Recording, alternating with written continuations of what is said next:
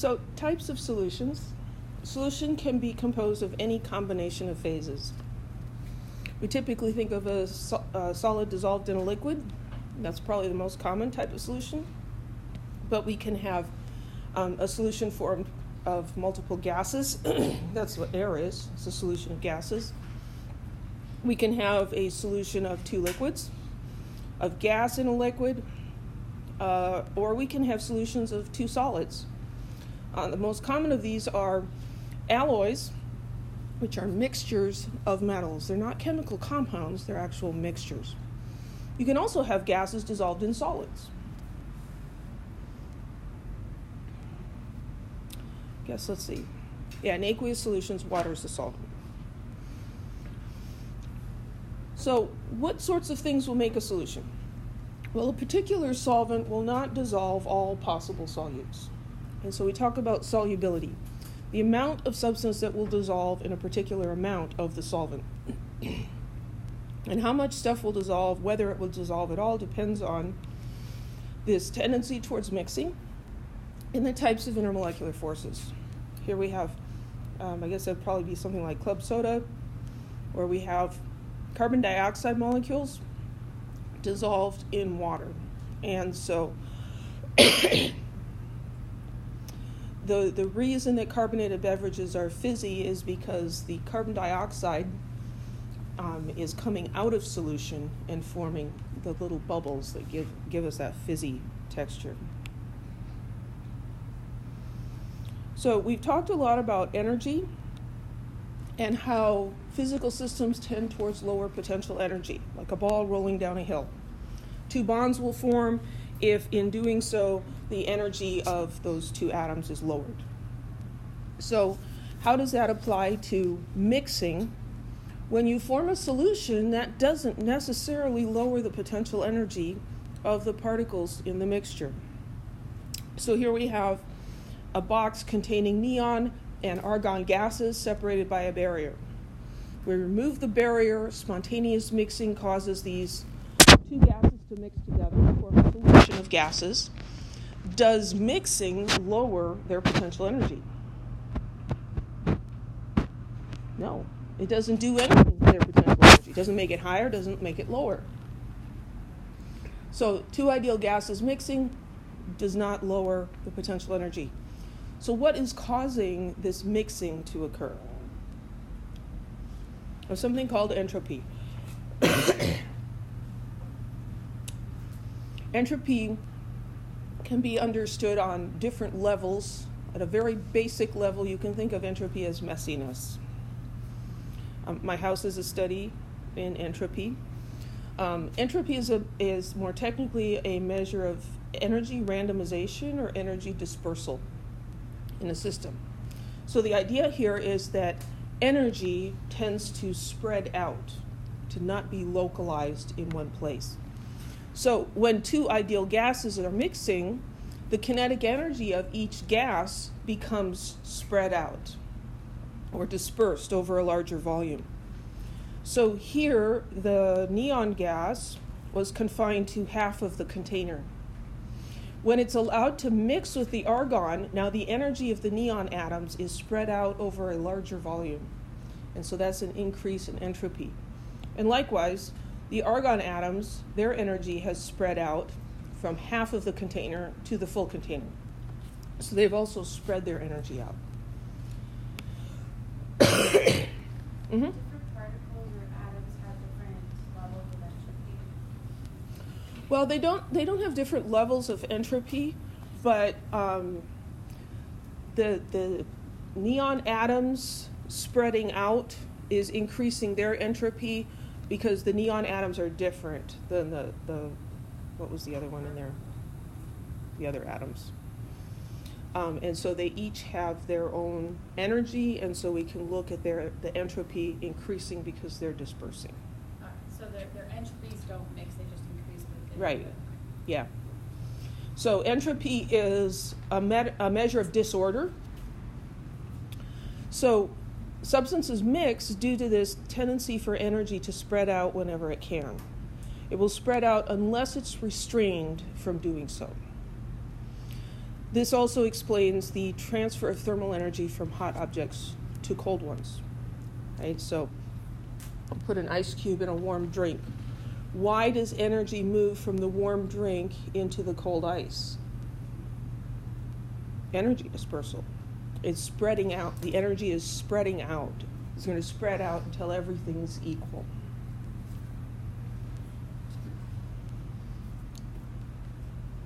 Any more questions about that?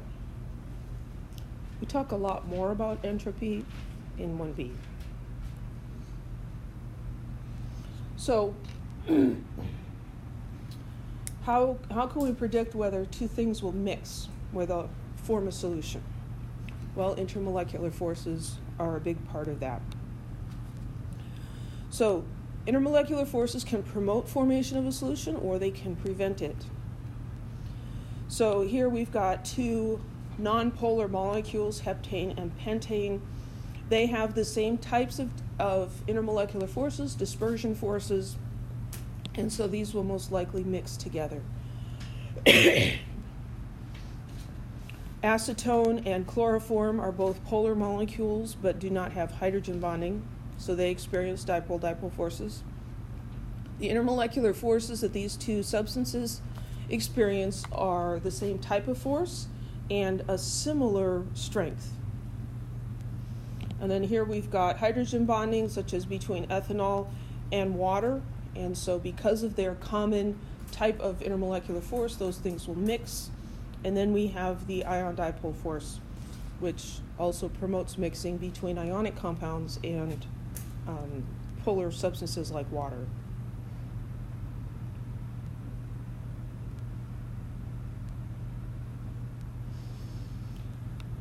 So in a solution, we have the solvent and we have the solute. And so what we're looking at is the interaction between the solvent particles, the interaction between the solute particles, and the interaction between the solvent and the solute particles. So the little catchphrase, like dissolves like, is helpful in predicting solubility. If the solute and the solvent have similar types of intermolecular forces, a solution will most likely form. And we've seen this word before, miscible. You can think mixable when you read that. That describes two liquids that are soluble in each other in all proportions. So alcohol and water are miscible. You can take a drop of alcohol and put it in a glass of water. It'll mix just fine. You can take a drop of water and put it in a glass of ethanol, and it'll mix just fine. Any ratio of alcohol and water will mix together. That is not the case for a lot of things. If you think about, and this is a solid in water, but if you think about sodium chloride and water, you can put a teaspoon of sodium chloride in a glass of water and it'll mix just fine, right? Can you take a teaspoon of water and put it in a cup of sodium chloride and have it mix up just fine? No, it doesn't work that way, right? A lot of substances are like that. They will not mix in all proportions, but miscible liquids will. So when a solution forms, we've got competition between these three different sorts of interactions.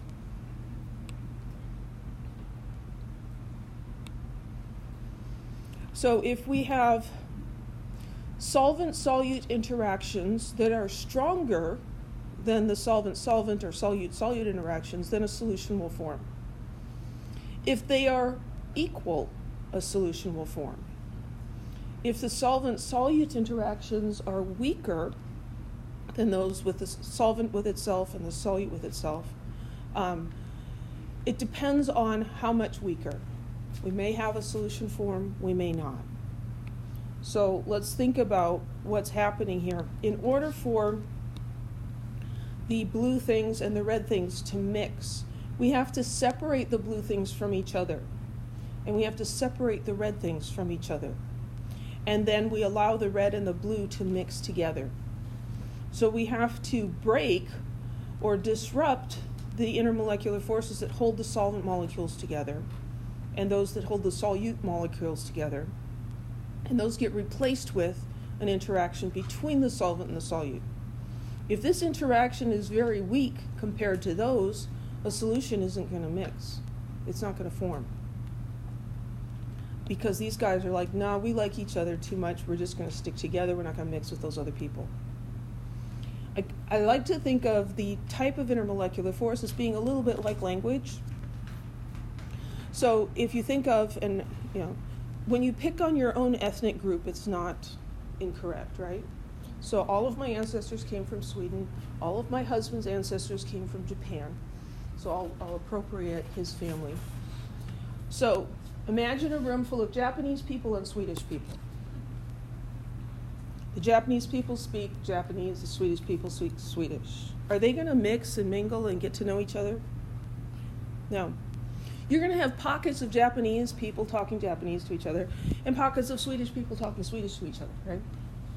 In actuality, both of these countries have a high level of English proficiency, and so they're probably all going to be able to talk to each other, but we're just going to ignore that. So when the interactions between the solvent molecules, say these are the Japanese people, when those interactions are stronger than what you've got between the two groups, they're going to stick together, right? Here we've got the Swedish people, and they're talking to each other in Swedish. And this communication here is very, very weak. They're not going to mix. Does that make sense? So like dissolves like. You have to have a common language to form a solution.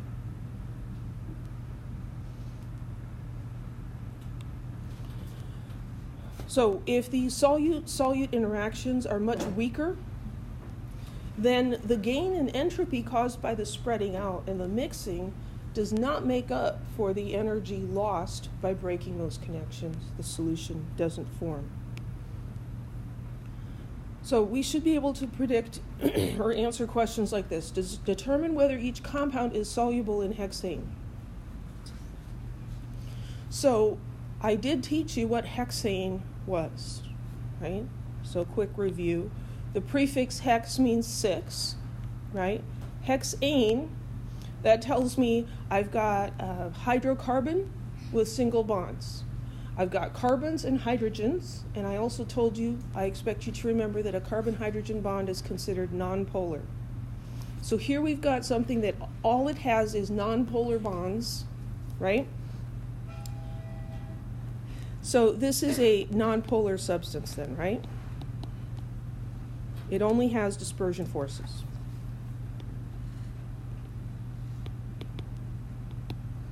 So when we're predicting what's going to dissolve in hexane, we're looking for something that's similar, that's like, because like dissolves like. So water, what kind of intermolecular forces does water have? We typically look at the strongest one. Everything does have dispersion forces, but water also has dipole-dipole forces and hydrogen bonding, right? And hydrogen bonding is much stronger. Water's polar, and it has hydrogen bonding. Is that like hexane? No. Hexane and water don't mix. How about ammonia? NH3. Well, sometimes you need to look at the Lewis structure. And after grading your exams, some of you are still a little weak on predicting polarity of a molecule. Yeah, question? Oh, no, I was going to say, isn't that like a hydrogen bond also? Isn't that a hydrogen bond? I mean, not a hydrogen bond. Yeah, this has hydrogen bonding, yep. We have nitrogen bonded to hydrogen. Remember ET?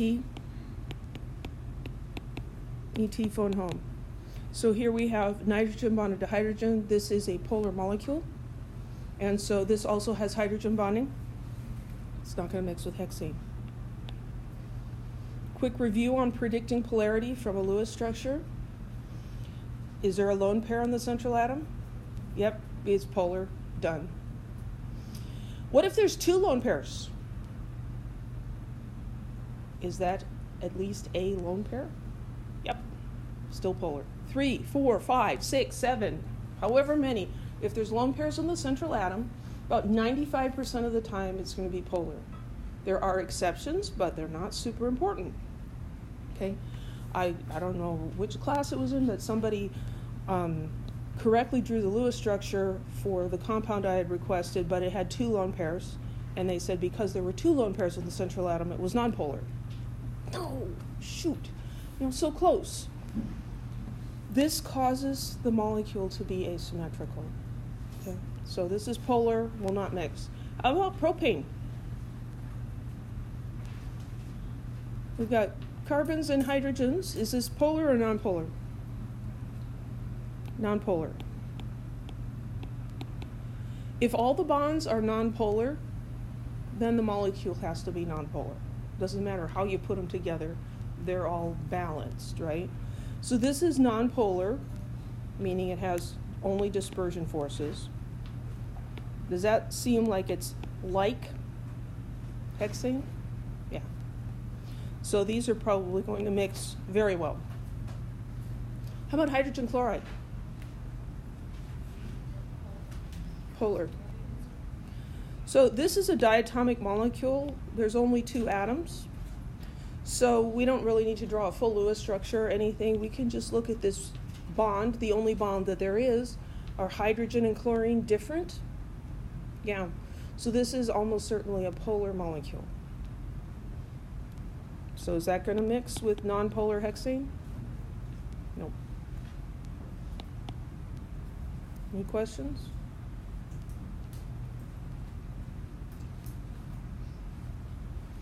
Ideas like this can be useful in everyday life. Like if you're trying to get a stain out of something, or you're trying to wash something off your hands, how do you get something out? Well, you want to use something that's similar to it. Right? So if water is not working, then maybe try something like rubbing alcohol or even oil, right? Because then you're getting into nonpolar things, and that's how you can get gum out of your hair, right? Gum is not a polar substance. It doesn't dissolve in water, which is good because if it did, it wouldn't be useful as gum, right? Because you'd be chewing it and it would just dissolve, and that's called candy, right? But gum doesn't dissolve in water. So you get gum in your hair or on your sheets or who knows where. How do you get rid of it? Oil. Peanut butter, vegetable oil, baby oil, anything like that, mix it in, and it'll dissolve it. And now here's something, it's gross, but it's not harmful. Chew a piece of gum and then put like a Hershey's Kiss in your mouth and mix the chocolate and the gum together. The fats in the chocolate dissolve the gum and it's just like gone. Solubility.